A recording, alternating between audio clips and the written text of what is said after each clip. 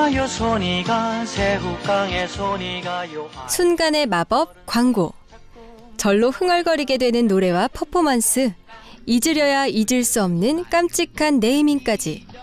잘 만들어진 광고는 시간이 지나도 우리 머릿속에 남아서 그 시대를 떠올리는 추억의 한 페이지를 장식하기도 하는데요.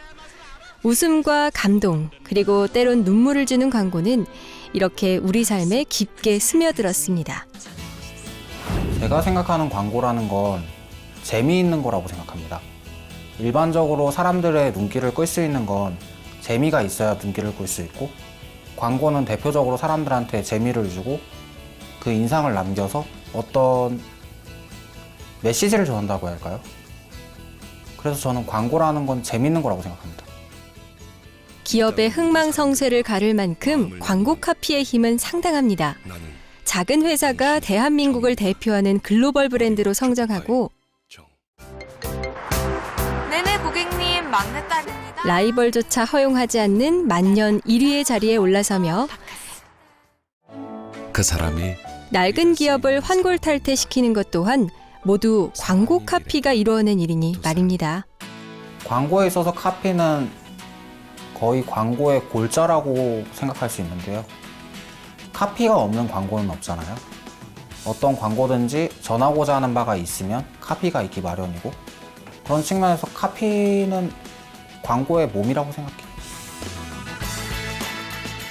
톡톡 튀는 아이디어뿐 아니라 사람의 마음을 움직이는 광고인이 되고 싶다는 오늘의 지원자. 안녕하세요.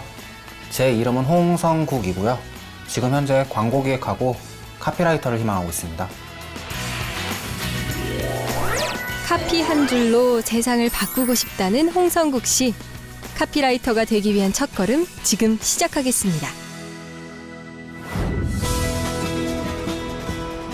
이른 아침에 건대 사거리. 출근과 등교하는 사람들로 붐비는데요. 저 멀리 오늘의 주인공 홍성국 씨가 보입니다. 안녕하세요. 안녕하세요. 지금 뭐 찍고 계신 거예요? 지금 찍고 있는 거요? 제가 오늘 광고를 한번 촬영해 보려고 하는데 오늘 날씨가 좀 흐리잖아요. 그래서 카메라에 영상이 어떻게 담기나 직접 한번 찍어보고 있어요. 오늘 광고 주제가 뭐예요? 오늘 찍을 광고는 청각장애인에 대해서 조명을 해보려고 하는데요. 이제 청각장애인들이 일상생활에서 어떤 불편함을 겪고 있는지 실제로 한번 조명해 보려고 해요. 성국 씨의 꿈 이루기 프로젝트에 동참하게 된 면사포팀. 평소 사회적 약자에 관심이 많았던 만큼 주제 역시 청각장애인을 위한 공익광고로 잡았습니다. 휴머니즘과 범국민성, 그리고 비영리성, 비정치성을 지향하는 것을 공익광고라고 하는데요. 이 공익광고를 성국 씨만의 기법으로 만든다고 하니까 기대가 되는데요. 오늘 일정이 어떻게 돼요? 오늘 일정은 먼저 건대에 왔으니까 커먼그라운드에 들렸다가 여기서 촬영이 끝나면은 이화동에 있는 이화 벽화마을 그리고 낙산공원을 찍고 그 다음에는 홍대로 갈 생각이에요. 그렇게 세 군데로 정한 이유가 있어요? 아무래도 청각장애인을 주제로 하다 보니까 소리가 좀 많고 또 공감이 돼야 되니까 젊은 사람들이 공감할 수 있는 장소가 핫플레이스들이잖아요. 제가 선택한 장소들이 핫플레이스인 것 같아서 선택하게 됐어요.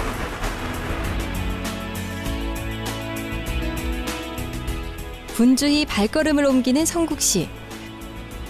첫 촬영을 위한 장소로 이동하는가 싶더니 한 커피숍으로 향하는데요.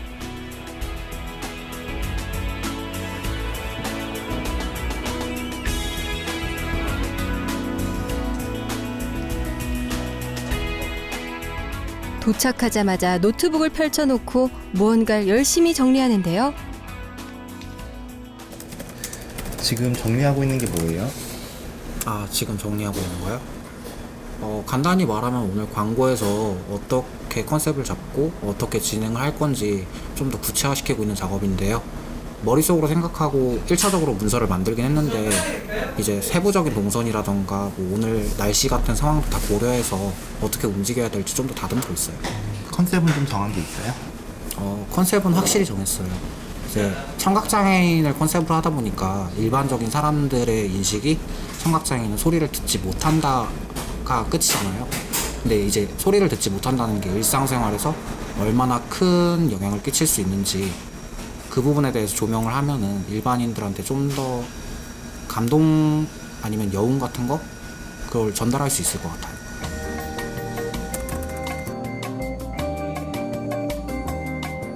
밤을 새우며 촬영과 관련된 전반적인 계획을 세웠지만 불안한 마음은 도무지 감출 수가 없는 것 같습니다. 오직 TV와 라디오를 통한 광고가 전부였던 시절에는 제한된 매체 안에서 한정된 메시지만을 받아들였는데요. 인터넷과 함께 다양한 매체가 생겨난 지금은 하루 3,000개, 65세까지 총 200만 개의 광고에 노출될 만큼 많은 양의 광고가 우리 삶에 깊숙이 녹아들었습니다. 예전 같은 경우에는 TV나 라디오, 신문, 아니면 포스터 등 통해서 광고가 이루어졌는데 최근에는 이제 컴퓨터 웹상에서 이루어지는 광고가 많아졌잖아요. 저는 이 부분에 대해서 광고가 가지는 가능성이 굉장히 높아졌다고 생각하거든요. 일반적으로 15초 광고, 30초 광고로 대부분이었는데 이제 최근에는 5분짜리 광고도 나오고 72초 드라마, 29초 영화제 그런 것처럼 그 장르가 점점 많아짐에 따라서 광고 제작자가 어떤 메시지를 전하고 싶은지 더 상세하게 전달할 수 있다고 생각해요. 곰돌이 가면을 쓴 남자가 현란한 춤을 추며 외치는 한마디. 아버지는 말하셨지, 인생을 즐겨라. 당시만 해도 신인 배우였던 김정은을 일약 톱스타의 반열에 올린 부자 되세요의 한 카드 회사 광고. 이 두 광고의 공통점은 모두 심플하고 임팩트 있는 한 문장으로 큰 인기를 끌었다는 건데요. 카피라이터 같은 경우에는 사람들을 한마디의 글로 매혹하는 사람이라고 생각하는데요. 제가 카피라이터에 적합하다고 생각했던 이유가 보통 어떤 사람이 무슨 일을 해내지 못했을 때 그거에 대해서 분해하잖아요. 아니면은 내가 졌어. 짜증이 나고. 근데 제가 카피라이터를 연구하면서 공부를 하면서 제 카피가 다른 사람들한테 보여줬을 때 사람들이 이거 별로 재미없는데? 눈길이 별로 안 가는데? 라고 했을 때 얘 뭐지? 왜 내 카피를 별로라고 하지? 라는 생각이 들기보다 이 사람이 마음에 드는 카피를 만들고 싶다 라는 생각이 들었어요. 그 순간 느낀 게 내가 정말 좋아하는 일을 하고 있구나 라고 생각했거든요. 그런 의미에서 카피라이터가 저한테 맞는다고 생각해요. 잘 만든 광고를 더 잘 기억되게 하기 위해서는 반드시 잘 쓴 카피가 있어야 하는데요. 단 한 줄로 광고의 모든 내용을 집약해야 하는 게 쉽지 않은 만큼 카피라이터의 중요성 역시 매우 크다고 할 수 있습니다. 홍성국 씨 역시 이러한 한 줄의 매력에 이끌려서 카피라이터를 지망하게 됐다고 합니다.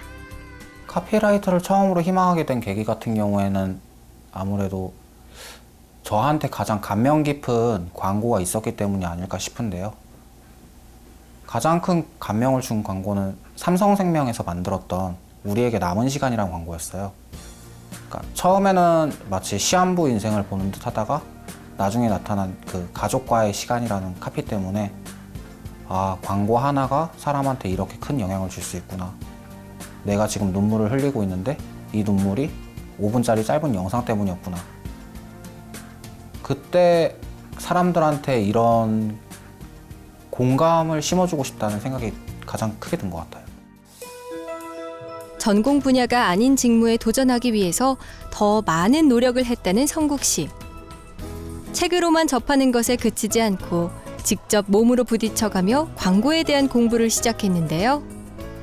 매일 2개의 광고를 선별해 제품 정보 수집부터 광고에 관한 모든 분석을 블로그에 포스팅하고 있다고 합니다. 아무래도 제가 가장 강점으로 세울 수 있는 거는 제가 운영하고 있는 블로그가 아닐까 싶은데요.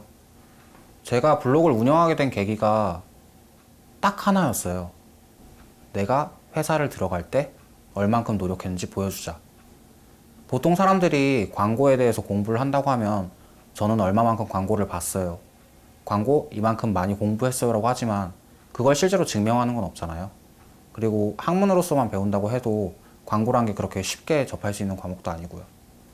그래서 제가 시작한 거는 실제로 우리나라에서 유명한 대기업들이 했던 광고를 하나하나 직접 보고 거기에 대해서 직접 논평, 아니면 코멘트를 남기고 분석하는 게 가장 쉬우면서도 정확한 접근법이라고 생각했어요.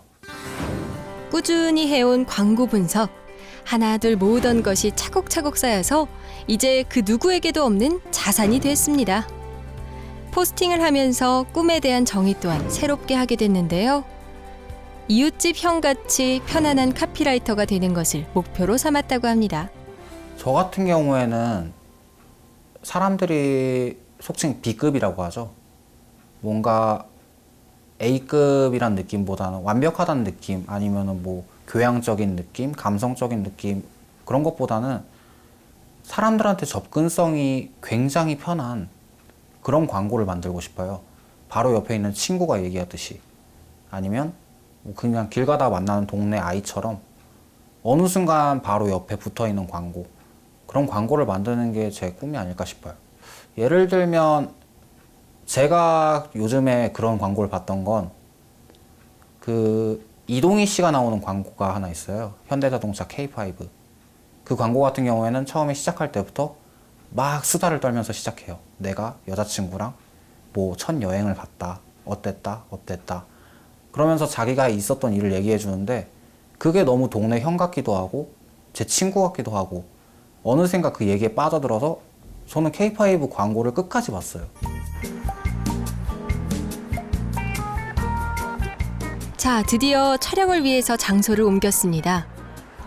성국 씨가 첫 번째 장소로 선택한 곳은 커먼그라운드라는 컨테이너 쇼핑몰입니다.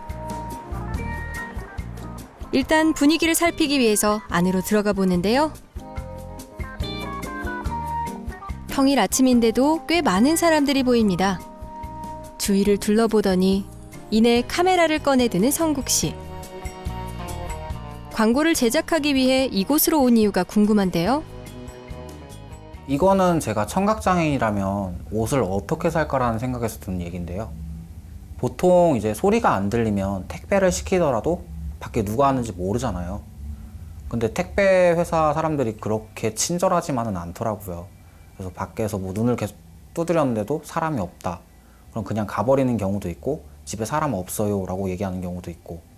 그래서 대부분의 청각장애인들은 이제 매장에 가서 직접 옷을 산다고 생각했어요. 그때 제가 생각난 게 이제 요즘 대학생들이 많이 가는 커먼그라운드였고, 커먼그라운드 안에는 실제로 많은 매장들이 있어서 제가 광고를 촬영하기 좀 수월했죠. 국내 최초이자 세계 최대의 컨테이너몰인 커먼그라운드는 네 부분으로 나누어진 공간에 여러 패션 브랜드와 먹을거리가 가득한 복합 문화 공간이라고 합니다. 이곳에서 성국 씨는 홀로 쇼핑을 한다는 콘셉트로 촬영 중인데요. 실제 쇼핑하는 사람의 시각을 담기 위해서 카메라를 눈높이로 올리고 매장 안으로 들어가 봅니다.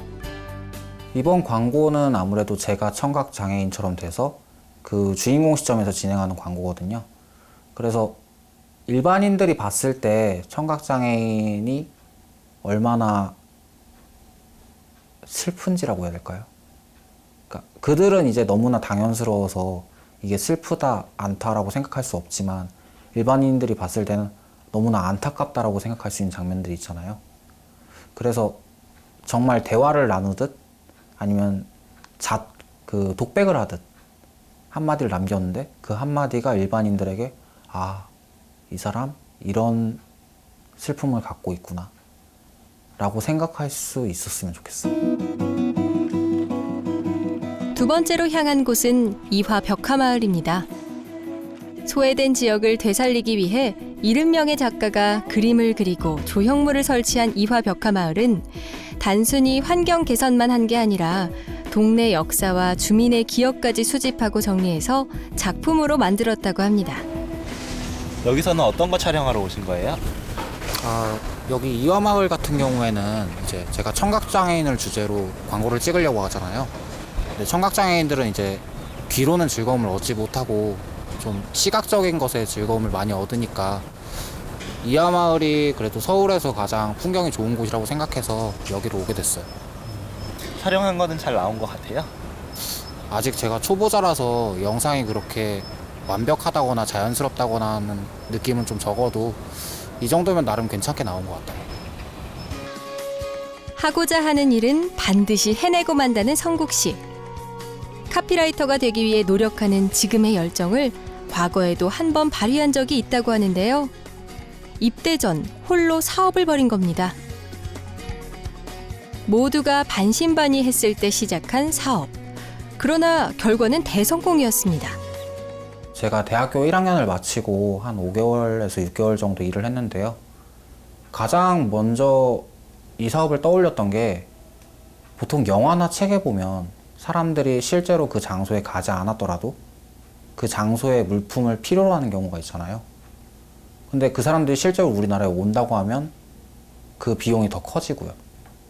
그래서 한국에서만 구할 수 있는 물품을 내가 직접 사서 보내주자. 대신 거기에 대한 약간의 수고비를 받으면 돈이 될 것 같다 라고 생각해서 우리나라가 아니라 외국 사이트를 중심으로 홍보도 하고 물건도 팔고. 쇼핑몰 사업을 할 당시 성국 씨가 가장 신경을 쓴 부분이 바로 마케팅이었다고 하는데요. 외국인들에게 쇼핑몰을 알리기 위해서 다양한 마케팅 활동을 전개하고 또 그 효과까지 맛보면서 광고에 관심을 갖게 됐다고 합니다. 가장 큰 도움이 된 거는 바이럴 마케팅이 아닐까 싶어요. 최근에 뭐 SNS나 인터넷상에서 또 제가 지금 하고 있는 블로그에서도 그렇듯이 결국에 최근에는 입소문에 의해서 어떤 제품에 대해 홍보가 되거나 아니면 어떤 회사에 대해서 홍보가 되잖아요. 그런 것처럼 저는 당시에 이제 외국에 있는 구개그라는 커뮤니티 사이트나 아니면 페이스북을 통해서 외국인 친구들한테 제가 마치 제 사이트의 실제 고객인 것처럼 광고를 했었거든요. 뭐 직접적으로 여기가 뭐 어떻고 얘기하는 것보다 아, 나 여기 써봤는데 좋아 라고 했는데 그 불특정 다수들이 단지 그 바이럴 마케팅을 보고 찾아오니까 아, 내가 실제로 마케팅을 이런 식으로 하고 광고를 이런 식으로 하면 우리나라에서도 효과가 있겠구나. 그런 식으로 해서 회사에서 있던 생활이 아마 광고 실무를 처음으로 해봤던 게 아닌가 싶어요.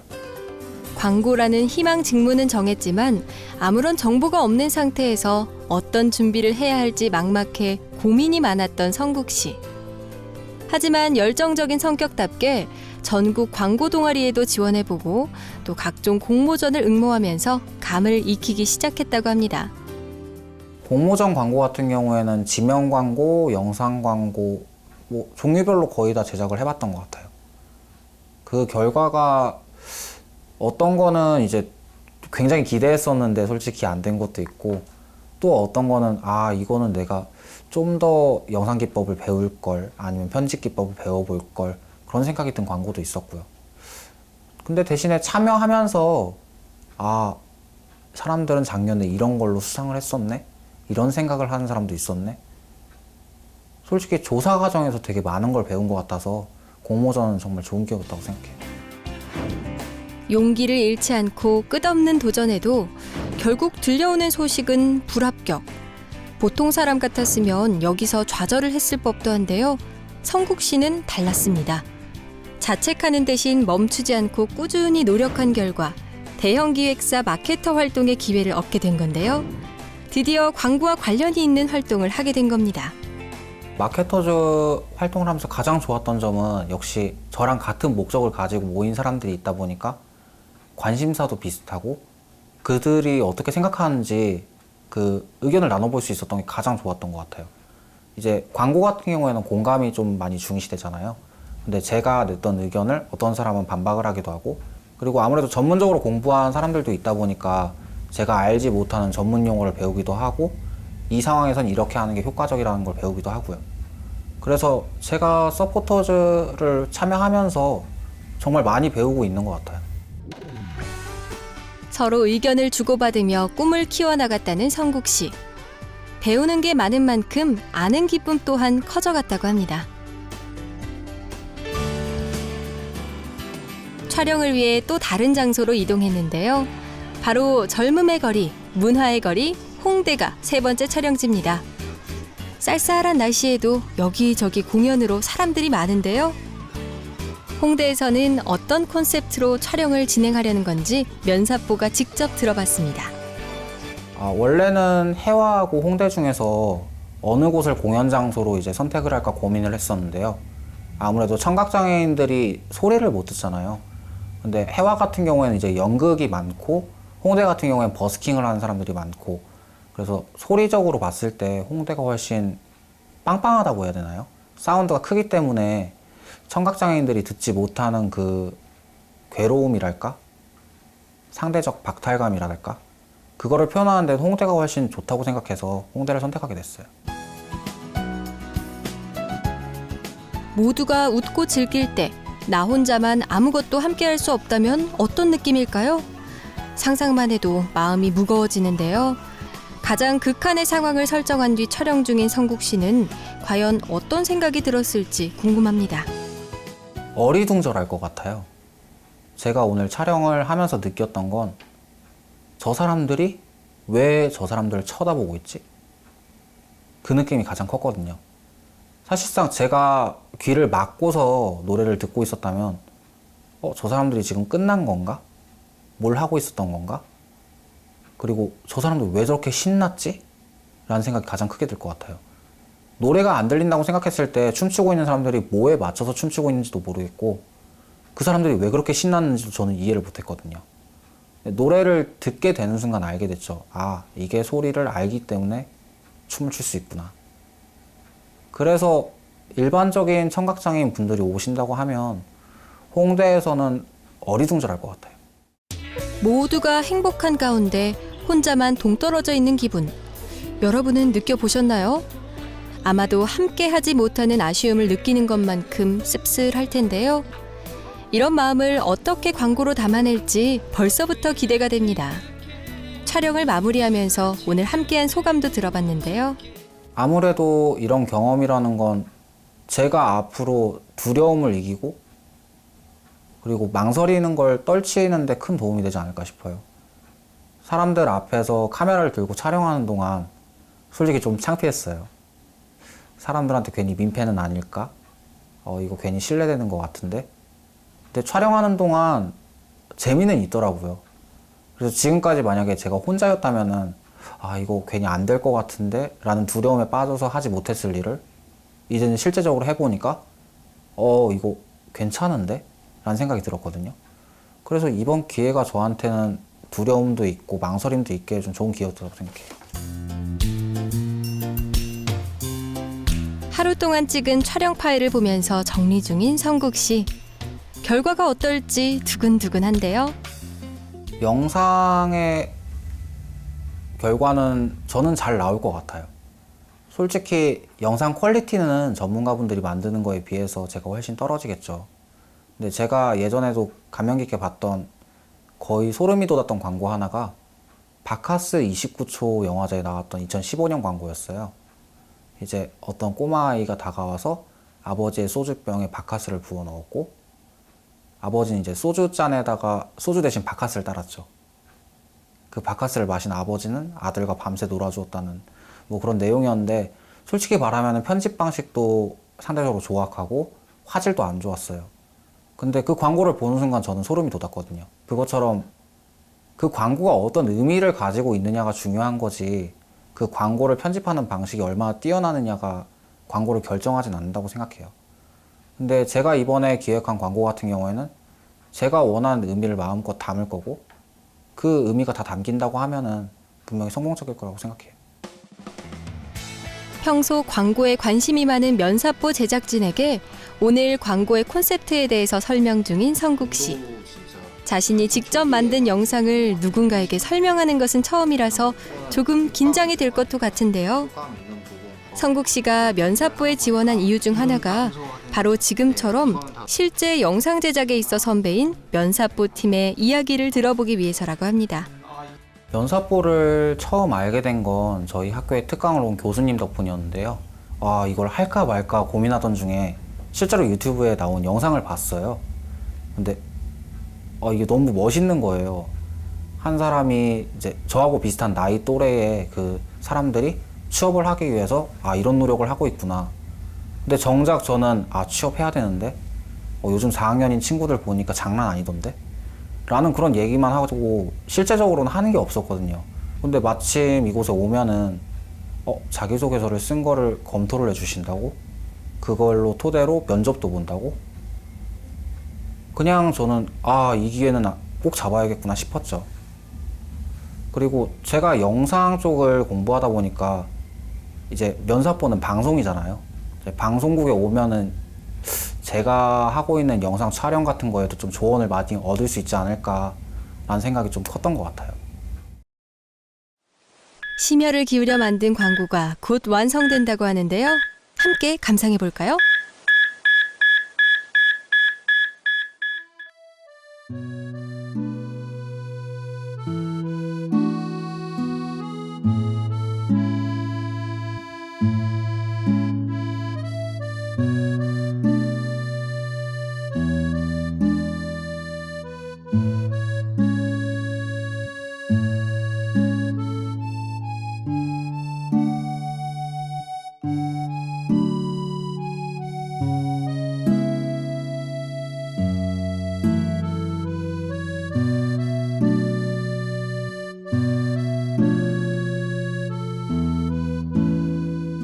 광고를 만들면서 힘든 것보다는 보람차고 즐거웠다는 성국 씨. 늘 희망하던 일을 오늘 직접 해보면서 꿈을 이루고 싶은 열망이 더 강해졌을 것 같은데요. 그러기 위해선 꼭 해야만 되는 일이 있죠. 바로 취업 준비입니다. 막막하죠. 솔직히 말하면은 기업별로 써야 되는 자소서도 많고 그 자소서에 담길 내용도 다 다양하고, 근데 제가 현실적으로 이 부분은 어떻게 써야겠다, 이 부분은 어떻게 써야겠다 명확히 정해진 것도 없고, 그저 제가 믿을 수 있는 거는 제 능력이니까 제가 취업을 하기 전까지는 능력을 최대한 쌓아놔야겠다. 어떻게 보면은 요즘 말로 스펙이죠. 근데 스펙도 스펙이지만 실제적으로 제가 그 업무에 들어갔을 때 일을 할 수 있는 실무 능력을 먼저 키워야 된다고 생각해요. 그래서 굳이 대기업이 아니더라도 내가 대기업을 가기 위해서는 이곳을 거쳐가야겠다 라는 생각을 하더라도 좀 더 많은 일을 배워야 될 것 같아요. 어디든 일단 들어가야 될 것 같다는 거죠. 칭찬과 성공은 자기 만족과 평범한 재능만을 키웁니다.